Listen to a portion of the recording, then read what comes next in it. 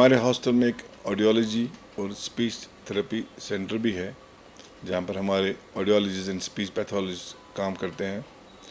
और काफ़ी बच्चे ऐसे हैं जिनको हेयरिंग प्रॉब्लम होती है, और कहा जाता है कि जो ये हेयरिंग प्रॉब्लम है ये बहुत बड़ा एक हैंडीकैप है क्योंकि अगर बच्चा सुन नहीं पाता, समझ नहीं पाता, वो बच्चा बोलना भी नहीं सीखता।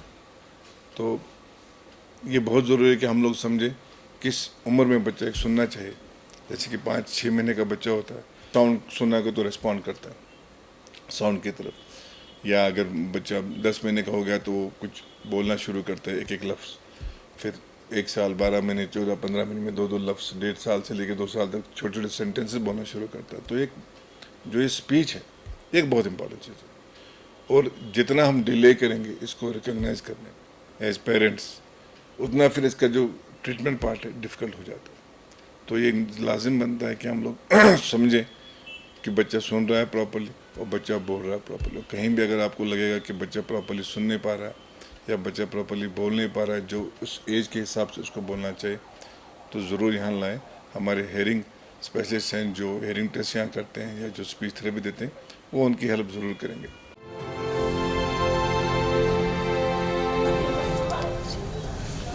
हेयरिंग स्पेशलिस्ट हैं और जो स्पीच पैथोलॉजिस्ट हैं वो उन बच्चों को कुछ हेयरिंग टेस्ट भी करते हैं। फॉर्मल टेस्ट होते हैं या इनफॉर्मल टेस्ट होते हैं। फॉर्मल में आपकी प्योरिटी एंड ऑडियोमेट्री आती है, बेरा वगैरह एक टेस्ट है, वो करते हैं। और डिपेंड करता है किस टाइप की हेयरिंग प्रॉब्लम है, उसमें वो इनको गाइड करते हैं। कई बच्चों को हेयरिंग एड लगाने पड़ते हैं जो यहाँ देते हैं फ्री ऑफ कॉस्ट। कुछ ऐसे बच्चे हैं जिनको कॉकलियर इम्प्लांट भी करना पड़ता है, एक किस्म की सर्जरी होती है जो हमारा ENT डिपार्टमेंट है SMH में, वो इम्प्लांट करते हैं। हमारे पास पेशेंट्स यूजुअली आते हैं, वो हियरिंग असेसमेंट के लिए आते हैं। उसमें हियरिंग असेसमेंट हम करते हैं इनफॉर्मल भी और फॉर्मल टेस्टिंग करते हैं, जैसे बैरा, PTA, ये हम असेसमेंट्स यहाँ पे करते हैं। तो इसमें यूजुअली जो हियरिंग लॉस के पेशेंट्स होते हैं उनको हम हियरिंग एड्स भी प्रोवाइड करते हैं। और हाई रिस्क जो बेबीज़ होते हैं उन सब बेबीज़ को हम स्क्रीन करते हैं, एज वेल एज डायग्नोस्टिकली अगर ज़रूरत पड़ती है तो वो टेस्ट भी करते हैं। मेनिस बच्चस नाव इब्राहिम, बस गांदरबल पे तो बेमिना हॉस्पिटल पे अमिस ये चलान ट्रीटमेंट। मोन बच उस कत करान कहें, तो ताहम शुक्र यह कत करान थोड़ा थोड़ा तो करान बस तमन तसान वन क्या गोड़ खास कर माज हुंद तम तीन तम तरिन ये पन्न बच्चन हुंद ट्रीटमेंट स्टार्ट। इस साल हमने मोर देन 400 बेराज किए हैं। बेरा क्या होता है? ब्रेन सिस्टम ऑडिटरी इवोकल रिस्पॉन्सेज, जो हियरिंग असेसमेंट के लिए मेन होता है। तो अगर लाइक किसी पेरेंट को लगता है उसका बच्चा उसमें कोई इशू आ रहा है सुनने में, या दूर से जब बुलाते हैं उसको तो उसको सुनाई नहीं देता है, कोई ऐसा इशू आ रहा है, वो पेरेंट्स यहाँ पे आ सकते हैं। हम उनका असेसमेंट करेंगे ताकि उनका जो हियरिंग लॉस होगा बच्चे को वो आइडेंटिफाई हो जाए।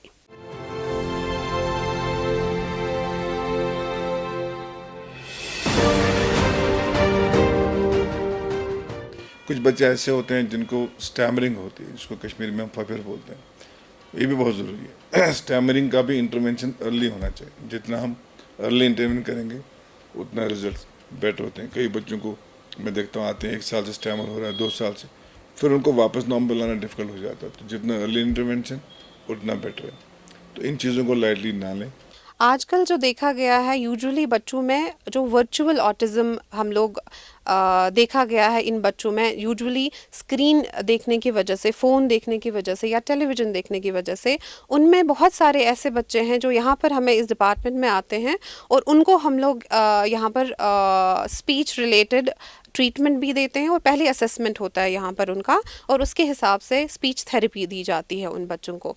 बहुत सारे ऐसे बच्चे भी हैं जो पहले से ही जिनको सुनने का प्रॉब्लम होता है या हियरिंग लॉस जिनको होगा, जिनको लाइक जेनेटिकली कंजेनाइटली प्रॉब्लम होता है सुनने में, उनको यहाँ पर स्पीच थेरेपी दी जाती है जिसको हम लोग ABT बोलते हैं। असल इलाज चलान यम गर्ज बापत आए तथ मज कामयाब बाकियन त अर्ज करा कि यमन यमन यह तकलीफ तुम वातान योर ये हर फैसिलिटीज हर लिहाज डॉक्टर साहब असल बाकी बाकी इलाज सोरे असल गसान सोन पेशेंट बचुश तो अमिस तो गो फर्क आज गई तकरीबन 6 रेत योर इंशाल्लाह अमिस बासा अलज स्पीच डिले स्पीच डिले खतर ये बेस्ट स्पीच पैथोलॉजिस्ट तो सारे दिन दिन स्पीच थेरेपी पन्न बचन दिन तो इंशाल्लाह गसन ठीक।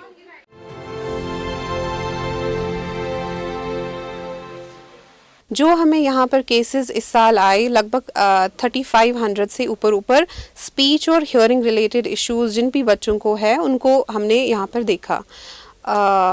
यहाँ पर मोस्टली जो स्पीच रिलेटेड पेशेंट्स आते हैं जिनको बात करने में इशू होता है उनको यूजुअली कंजेनाइटली मतलब पहले से बचपन से ही उनको प्रॉब्लम होती है बात करने में, या तो एक्वायर्ड या तो मतलब किसी वजह से उनके स्पीच में प्रॉब्लम हो जाता है, उसकी वजह से वो अगर इशू आ जाए वो यहाँ पर इस हमारे डिपार्टमेंट में वो लोग आते हैं और आ सकते हैं। कुछ ऐसे हाई रिस्क बच्चे होते हैं, जैसे न्यूबॉर्न कोई एडमिट हुआ पैदा होने के बाद आईसीयू में, तो इसको हम हाई रिस्क न्यूबॉर्न बोलते हैं। इनका स्क्रीनिंग बहुत इंपॉर्टेंट है। बिफोर 1 मंथ ऑफ स्टिकिंग तो होना ही चाहिए और 3 महीने तक तो कंफर्म होना चाहिए सारा क्या स्पीच हियरिंग इश्यूज है, और विद इन 6 मंथ इनको इंटरवेंशन भी स्टार्ट करनी पड़ती है, तब जाके आगे जाके लाइफ में ये लोग सुन सकते हैं और प्रॉपर्ली बोल सकते हैं। तो early pickup is very important. या किसी बच्चे को अगर मेनिंजाइटिस है जिसको हम कल सरसान बोलते हैं, इन बच्चों को भी प्रॉपर हेयरिंग डिस्चार्ज से पहले या soon after discharge with in 1 to 3 months होनी चाहिए हेयरिंग असेसमेंट। तो इसके लिए हमारे पास यहाँ पर जो हेयरिंग स्पेशलिस्ट हैं और जो स्पीच पैथोलॉजिस्ट हैं वो इन बच्चों को कुछ हेयरिंग टेस्ट भी करते हैं। सबसे पहले बच्चे के पैदा होते समय अगर कोई भी रिस्क फैक्टर हो, जैसे कि बच्चे के दिमाग में इन्फेक्शन या टॉर्च इन्फेक्शन हो या बच्चा समय पे उसने रोया नहीं, तो ये सब अलामतें अगर बच्चे में हों तो आप यहाँ चिल्ड्रन हॉस्पिटल आ सकते हैं। बच्चा ध्यान नहीं दे रहा है या आवाज़ पे गौर नहीं कर रहा है, उसको भी आप यहाँ हॉस्पिटल ला सकते हैं।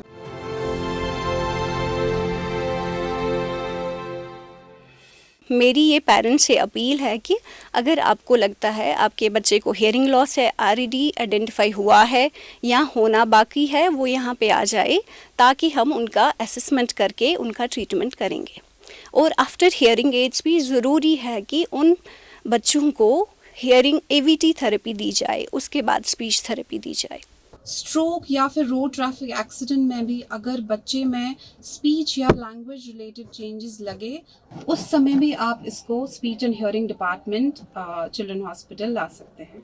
बच्चों को हेयरिंग और स्पीच को लेके कोई भी इशू प्लीज़ इग्नोर ना करें और रिपोर्ट करें एज अर्ली एज पॉसिबल।